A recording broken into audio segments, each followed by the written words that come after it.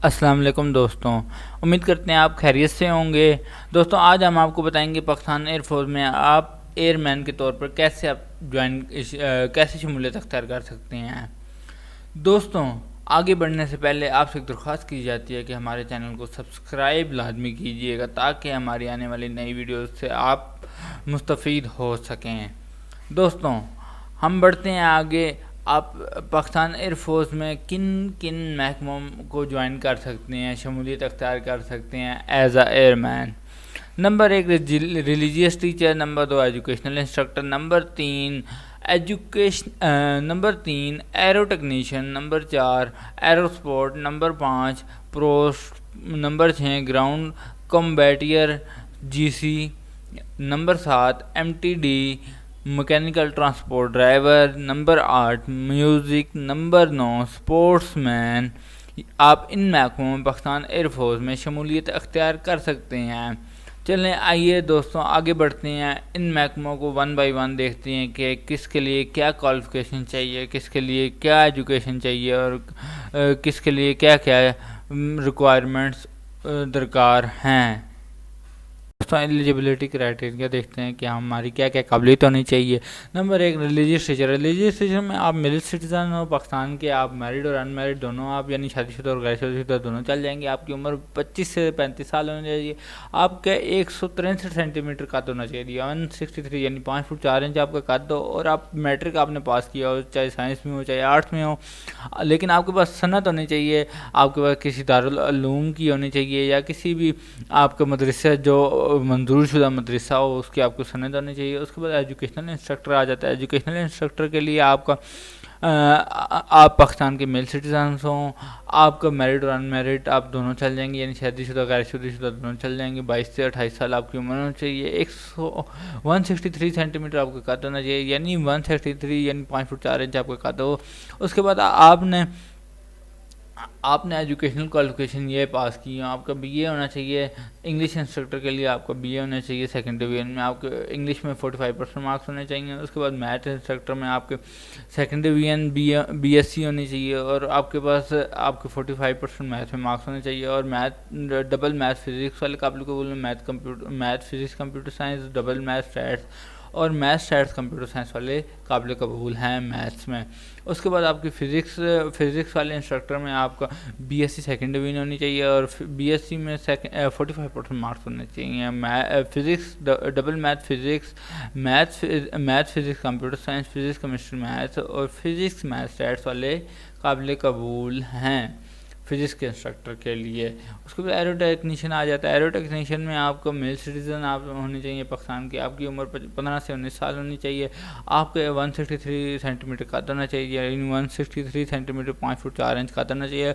और आपने matric science के साथ पास किया हो, आप मैट्रिक साइंस के साथ पास किया और आपका फिजिक्स में 33% मार्क्स होने चाहिए। उसके बाद इलेक्टिव और कंप्यूटर साइंस दोनों में 33% मार्क्स के साथ पास किया, 45% आपके मार्क्स होने चाहिए इंग्लिश में। और देन आपको अगर आपको किसी स्टार लगता है इन 4 सब्जेक्टों में किसी में स्टार लगा हो तो आप एलिजिबल नहीं हैं। अब अगर आपका बायो, उर्दू, पाकिस्तान स्टडीज़ और इस्लामिक स्टडीज़ में आपका स्टार हो तो आप एलिजिबल हैं टेस्ट देने के लिए, अदरवाइज़ आप एलिजिबल नहीं हैं। एरो स्पोर्ट में भी वही चीज़ है, आपको मेल सिटीज़न होना चाहिए, आप शादीशुदा और गैर शादीशुदा हों, आपको 16 से 22 साल उम्र होनी चाहिए, 163 सेंटीमीटर कद होना चाहिए आपका, मैट्रिक आपने साइंस के साथ पास किया और आपके 60% मार्क्स हों, 33% फिजिक्स और उसी तरह सेम आपके मैथ फिजिक्स केमिस्ट्री में मार्क्स होने चाहिए। उसके बाद 45% आपके इंग्लिश में और आपके किसी में स्टार ना हो और आप जो है biology, Urdu, Pakistan studies, Islamic studies में आपका स्टार हो तो आप टेस्ट देने के लिए एलिजिबल हैं। उसके बाद पोस्ट आ जाते हैं। पोस्ट वाले आप पाकिस्तान के मेल सिटीजन्स हों, आपका मैरिड और अनमैरिड आप दोनों चल जाएंगे। उसके बाद आपका 16 से 22 साल उम्र होनी चाहिए। 175 सेंटीमीटर आपका यानी 5 फुट 7 इंच आपका मिनिमम कद हो और 6/6 आपकी नज़र होनी चाहिए। और आपके मैट्रिक आपने पास किया हो साइंस के साथ और आपके 55% मार्क्स होने चाहिए। 33% आपके फिजिक्स में और इसी तरह सेम एज इट इज़ जिस तरह आप पिछले हैं उसी तरह आपके इसमें भी मार्क्स होने चाहिए। उसके बाद ग्राउंड कॉम्बैटियर आता है, यानी जीसी वाले आते हैं। तो जीसी वाले क्या होते हैं, इसमें आपको मेल सिटीजन होने चाहिए, आप पाकिस्तान के, आपको मैरिड और अनमैरिड होने चाहिए, 16 से 22 साल आपकी उम्र होनी चाहिए, 175 सेंटीमीटर आपका कद होना चाहिए, 6x6 आपकी नज़र होनी चाहिए। उसके बाद आपका जो है मैट्रिक आपने साइंस का पास किया, लेकिन आपके इसमें एक आपकी इसमें शर्त ख़त्म होगी, आपके 60% या 55% मार्क्स होने चाहिए। आप इसमें 50 वाले भी अप्लाई कर सकते हैं। तो आप इसमें 33% आपके मार्क्स फिजिक्स में होने चाहिए। उसके बाद आपकी केमिस्ट्री और मैथ में आप इसी तरह मार्क्स हों, और सेम एज इट इज़ आपके जिस तरह पिछले है आपका स्टार वाले, आप साइंस के अलावा, साइंस सब्जेक्ट के अलावा आपके सब्जेक्ट किसी सब्जेक्ट में स्टार है तो आप एलिजिबल हैं। उसके बाद MTD वाले आते हैं, मैकेनिकल ट्रांसपोर्ट ड्राइवर वाले, मेल सिटीजन होने चाहिए पाकिस्तान के, आपका मैरिड और अनमैरिड दोनों होने चाहिए, दोनों चल जाएंगे। 16 से 22 साल की उम्र होनी चाहिए, 168 यानी 168 सेंटीमीटर का कद होना चाहिए, यानी 5 फुट 6 इंच लाजमी कद हो आपका। तो 5 फुट 6 इंच या 5 फुट 5 इंच आपका कद हो तो आप चल जाएंगे। उसके बाद आपको 6x6 नज़र होनी चाहिए। उसके बाद आपका एजुकेशन क्वालिफिकेशन आपका मैट्रिक 50% के पास हो, यानी इसमें आपका काफ़ी ज़्यादा रियायत है, आपको मैट्रिक 50% के साथ पास हो, लेकिन आपकी मैट्रिक साइंस में होनी चाहिए, आर्ट्स में आपकी मैट्रिक काबिल कबूल नहीं है। उसके बाद स्पोर्ट्समैन आ जाते हैं। स्पोर्ट्समैन के लिए आपको क्राइटेरिया ये है कि स्पोर्ट्समैन आपको, आप स्पोर्ट्समैन भर्ती होने के लिए आपको मेल सिटीजन होना चाहिए, आप मैरिड और अनमैरिड होने चाहिए, 16 से 22 साल आपकी उम्र चाहिए, 163 सेंटीमीटर आपका कद होना चाहिए, 5 फुट 4 इंच आपका कद हो।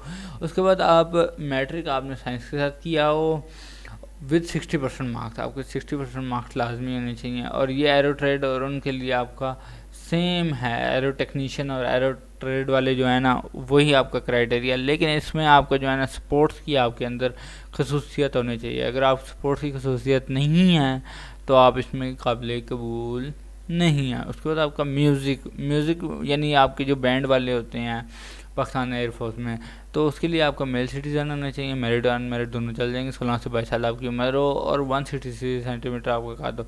अच्छा, मैट्रिक आपकी होनी चाहिए, इसमें मैट्रिक साइंस और आर्ट्स दोनों आपकी चल जाएंगे, और लेकिन आपको मैट्रिक साइंस और आर्ट्स में ये शर्त ख़त्म हो गई है कि आपके इतने % मार्क्स हों, सेकंड डिवीजन हो, इसमें थर्ड डिवीजन भी आप कर सकते हैं। तो आपके अंदर सिर्फ खसूसियत होनी चाहिए, आप इंस्ट्रूमेंट आप बजा सकें, वो भी 9 किस्म के इंस्ट्रूमेंट आप बजा सकें, देन आपके लिए अप्लाई कर सकते हैं। और इंस्ट्रूमेंट में आपके ये नीचे इंस्ट्रूमेंट आपके तबला और ये सारे आपके साइड ड्रम और बेस ड्रम आपके ये सारे आपके गिवन हैं, इनमें से आपके 9 इंस्ट्रूमेंट आप बजा सकें कम से कम। उसके बाद आपका क्राइटेरिया, इसी जॉब का क्राइटेरिया है रूरल जो देहाती जो होते हैं उनके लिए, मेल सिटीजन्स हों, उसके बाद मैरिड और अनमैरिड दोनों चल जाएंगे, 16 से 22 साल उम्र होनी चाहिए, 163 सेंटीमीटर का होना चाहिए। इसमें भी मैट्रिक वही 50% मार्क्स हो, लेकिन इसमें आपका जो इंग्लिश है और उनमें आपको काफ़ी रियायत दी जाती है, यानी इंग्लिश वगैरह मतलब 33% मार्क्स हों, लेकिन उनमें आपको 45% मार्क्स आपको चाहिए होते हैं, इनमें 33 वाले आपके चल जाता है। उसके बाद क्राइटेरिया फॉर बलोची, जो बलोची पर्सनस हैं जो डिस्ट्रिक्ट कोयटा यानी बलोचिस्तान सूबे से जो बिलोंग करते हैं, उनके लिए एजुकेशनल क्राइटेरिया उनके लिए थोड़ा डिफरेंट होता है, क्योंकि उनको ज़्यादा प्रायोरिटी दी जाती है हमारे पाकिस्तान एयरफोर्स में। इसकी वजह यह है कि पाकिस्तान एयरफोर्स वो ट्राइबल एरिया से बिलोंग करते हैं, उनको थोड़ा सा ज़्यादा उनको लिए होता है। Criteria for Balochi domicile candidates expected Quetta district, यानी कोयटा डिस्ट्रिक्ट के अलावा जो हैं जितने भी हैं उनके लिए क्राइटेरिया ये, Balochi domicile candidates belonging to entire Balochistan province except Quetta district and processing 45% aggregate marks, यानी 45% मार्क्स के साथ आप एलिजिबल हैं इन सब पोस्टों के लिए।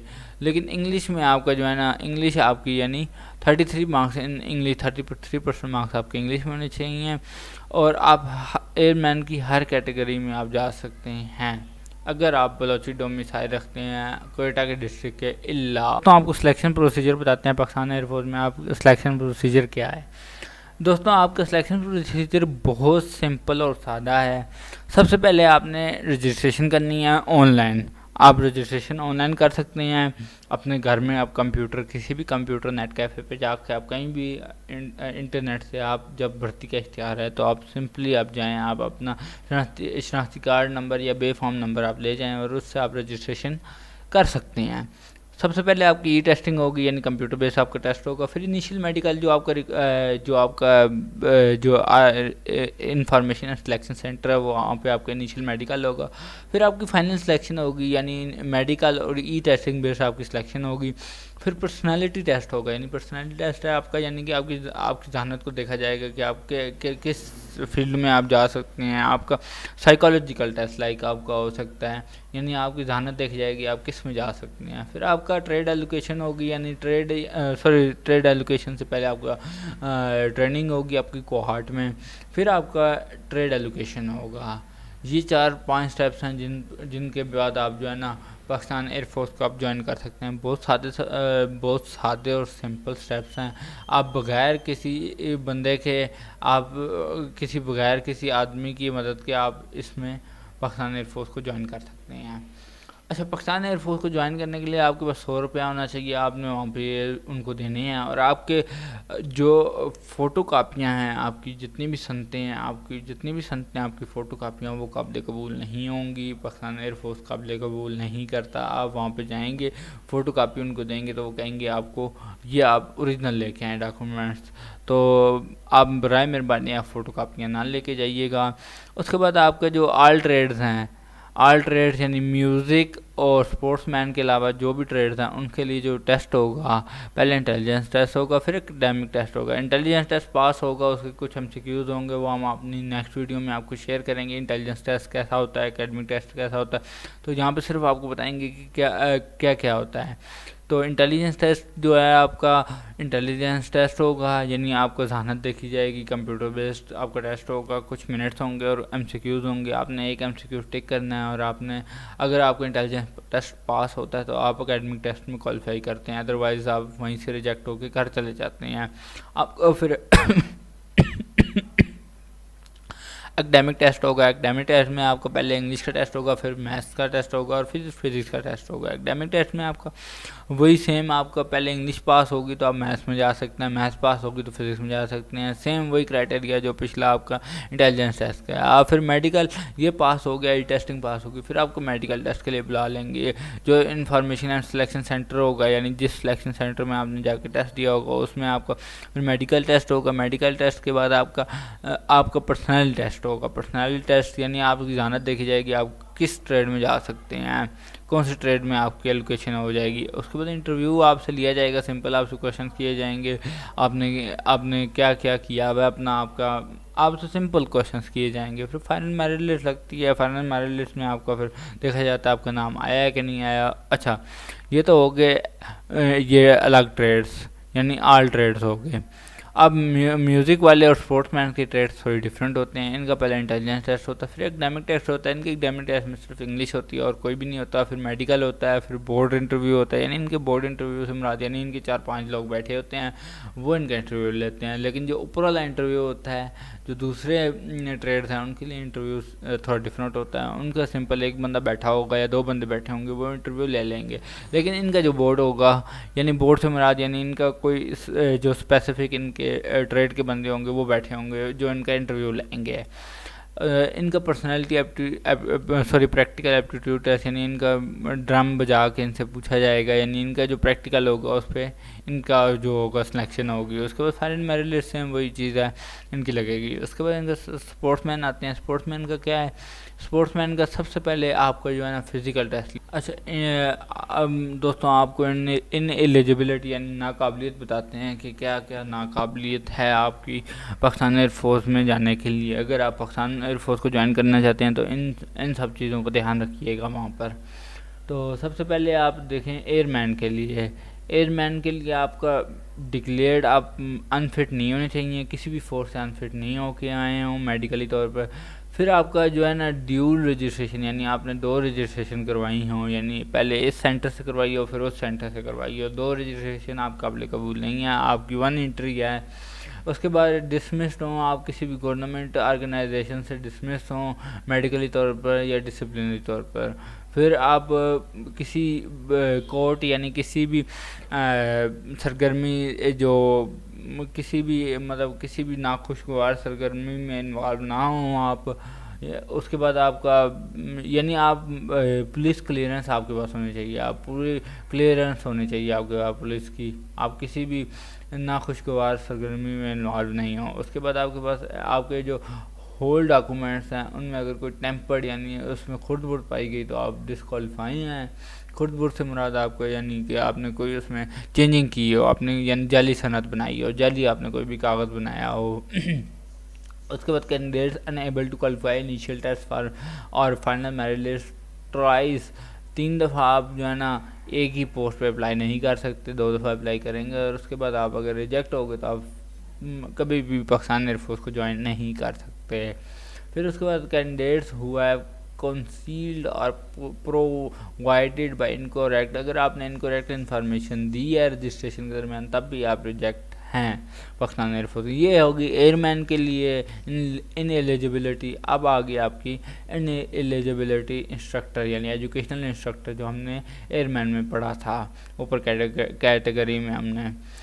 तो सबसे पहले आपकी इनएलिजिबिलिटी है सस्पेंडेड या विड्रॉ फ्रॉम पीएएफ, यानी आप किसी भी डिसिप्लिनरी तौर पर आप पीएएफ आर्मी नेवी से रिजेक्ट ना हो। डिसमिस्ड फ्रॉम गवर्नमेंट सर्विस यानी गवर्नमेंट सर्विस से आप रिजेक्ट ना हो। आप किसी कोर्ट में यानी किसी भी आपके ऊपर कोई केस ना हो। उसके बाद आप मेडिकली तौर पर अनफिट ना हो। उसके बाद आपका जो है ना रजिस्ट्रेशन के टाइम आपने कोई गलत इन्फॉर्मेशन ना दी हो। दोस्तों ट्रेनिंग पीरियड की बात करते हैं तो पाकिस्तान एयरफोर्स की ट्रेनिंग जो है वो अब जब सब कुछ आप कर लेंगे, आपका सब कुछ क्लियर हो जाएगा तो आपका ट्रेनिंग पीरियड आता है। तो ट्रेनिंग पीरियड में आपका सबसे पहले जो आप जो एजुकेशनल इंस्ट्रक्टर हैं उनके लिए जो ट्रेनिंग होगी वो आपकी कॉलेज ऑफ एजुकेशन पेशावर में होगी, रिलीजियस टीचर की होगी और एजुकेशनल इंस्ट्रक्टर की होगी। ये 52 वीक्स की ट्रेनिंग होती है। देन ट्रेनिंग होती है प्री ट्रेड ट्रेनिंग स्कूल, यानी इनके प्री ट्रेड जो ट्रेड वाले हैं उनकी ट्रेनिंग होगी, यानी aero technician, aerosport, PF and DI वाले और म्यूज़िक वाले। एरो ट्रेड की ट्रेनिंग 31 to 35 वीक्स होती है, 48 वीक्स की पीएफ वालों की होती है और म्यूज़िक वालों की 56 वीक्स की होती है। After passing out from PTTS cohort as per their performance in academic as well as general service training, the trainings are allotted with trades and sent to training units for trade training. उसके बाद admin trade training school cohort में भी MTM वालों की ट्रेनिंग होती है, GC, MTM, GC और एडमन और इनमें जाके भर्ती होती हैं और पोस्ट इन 3-4 की जो होती है 47 to 51 वीक्स की ट्रेनिंग जो होती है वो एमटीएम की होती है, जीसी 23 की होती है। उसके बाद एडमिन वालों की 15 वीक्स की, प्रोस की 15 वीक्स की। उसके बाद लॉजिस्टिक्स वाले जो होते हैं उनकी ट्रेनिंग जो होती है 47 to 51, यानी जो आगे ट्रेड एलोकेशन होती है उसमें जाके आगे ये इन ट्रेनिंग्स असाइन की जाती हैं। जब ट्रेड एलोकेशन होती है देन ये उनकी एलोकेशन होती है। जो ये टेक्नीशियन होते हैं ना, इनमें मोस्टली टेक्नीशियंस की है ट्रेनिंग। जैसे आपकी ये जो इंफॉर्मेशन टेक्नोलॉजी स्कूल है ये आपका जो है आपकी इसमें आती है टेक्नीशियन में। उसके बाद आपकी प्रोस्ट है, प्रोस की 15 है। उसके बाद आपकी catering supply assistant 47 to 51 weeks की होती है। फिर कैटरिंग असिस्टेंट की 15 वीक्स की होती है। उसके बाद school of accounts and finance Peshawar में अकाउंट्स असिस्टेंट्स की होती है 31 to 35 वीक्स की। फिर इंफॉर्मेशन टेक्नोलॉजी स्कूल बडबीर में इंफॉर्मेशन टेक्नोलॉजी असिस्टेंट की 31 to 35 वीक्स की ट्रेनिंग होती है। फिर IMG कराची की ट्रेनिंग होती है। IMG कराची स्कूल में MET असिस्टेंट 14 वीक्स की ट्रेनिंग होती है। एरो मेडिकल इंस्टीट्यूट में मेडिकल असिस्टेंट स्कीम 1 की 48 वीक्स की ट्रेनिंग होती है। फिर इसी तरह स्कीम 2 में आपकी जो है ना 48 to 76 वीक्स की ट्रेनिंग होती है। स्कूल ऑफ एरोनॉटिक्स में आपके air frame engine electronics instrument की 83 to 87 वीक्स की ट्रेनिंग होती है, और ये सबसे जो हाई ट्रेनिंग होती है, जो सबसे एक जिनकी आपकी सैलरी रखी जाती है वो in air frame engine electronic instrument या आर्मामेंट वालों की जो होती है, इनकी सबसे हाई सैलरी होती है। इसमें फ़ोटो वाले आते हैं, MW मैक वाले आते हैं, LSAT वाले आते हैं, इनकी 31 to 35 वीक्स की ट्रेनिंग होती है। फिर स्कूल ऑफ इलेक्ट्रॉनिक्स में रेडियो एयर या ग्राउंड वालों की 83 to 87, इनकी भी सबसे हाई सैलरी होती है, ये भी टेक्नीशियन सबसे हाई होते हैं। फिर रडार एयर ग्राउंड वालों को सेम है। फिर रडार ऑपरेशन वालों की ऑपरेशन ATC या GSO वालों की 31 to 35 वीक्स की ट्रेनिंग होती है। ये ट्रेनिंग पीरियड्स हैं, सब जितने भी आपके एयरमैन्स हैं उनकी ट्रेनिंग पीरियड्स हैं। दोस्तों, कैसी लगी हमारी वीडियो? अपनी कीमती राय का इज़हार कमेंट सेक्शन में लाजमी कीजिएगा और हमारे चैनल को लाइक शेयर सब्सक्राइब लाजमी कीजिएगा, ताकि हम आपकी सपोर्ट हम आपकी सपोर्ट और हम आपके लिए मज़ीद इसी तरह की वीडियोस लाते रहें।